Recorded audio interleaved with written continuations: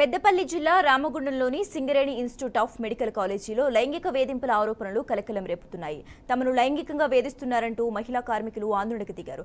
తమకు వేధిస్తున్న వారిపై చట్టపరంగా చర్యలు తీసుకోవాలని సిమ్స్ వైద్య కళాశాల ముందు నిరసన చేపట్టారు. మహిళలకు ఉద్యోగ భద్రత లేకుండా పోతుందని ఐక్య స్వచ్ఛంద సంఘాల ప్రతినిధులు ఆవేదన వ్యక్తం చేశారు. మహిళలను వేధిస్తున్న వారికి ప్రజాప్రతినిధులు అండగా ఉన్నారని మద్దెల దినేష్ ఆరోపించారు.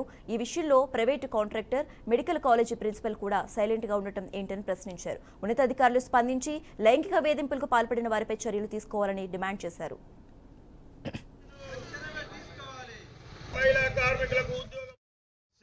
సింగరేణి మెడికల్ కళాశాల ఎన్నో ఉద్యమాలు చేసుకొని మరి కళాశాల ఏర్పాటు చేసుకుంటే ఇక్కడ కాంట్రాక్ట్ ఏజెన్సీ ఇతర ప్రాంతాలకు ఇచ్చి అందులో పనిచేస్తున్నటువంటి పారిశుద్ధ విభాగం కానివ్వండి, సెక్యూరిటీ విభాగం కానివ్వండి, పనిచేస్తున్నటువంటి గౌరవ మహిళలను సభ్య సమాజం తలదించుకునే విధంగా లైంగిక వేధింపులు ఇష్టానురీతిలో కొంతమంది కామపిశాచులు జరుపుతూ ఉంటే కొంతమంది వారికి అండగా నిలవడం నిజంగా సిగ్గుచేటు.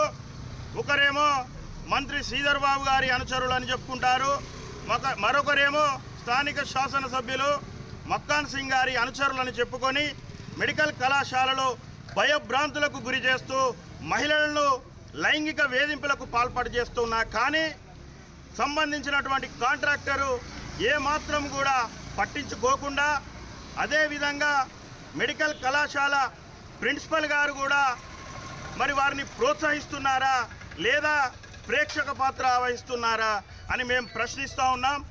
ఇప్పటికైనా గౌరవ శాసనసభ్యులు మక్కాన్ సింగ్ రాజ్ ఠాకూర్ గారు, జిల్లా కలెక్టర్ గారు, అదేవిధంగా డిఎంఈ గారు వెంటనే చర్యలు తీసుకొని స్థానిక కాంట్రాక్టర్పై చర్యలు తీసుకోవాలి. మెడికల్ కళాశాల ప్రిన్సిపల్పై వేటు వేయాలి, బదిలీ చేయాలి.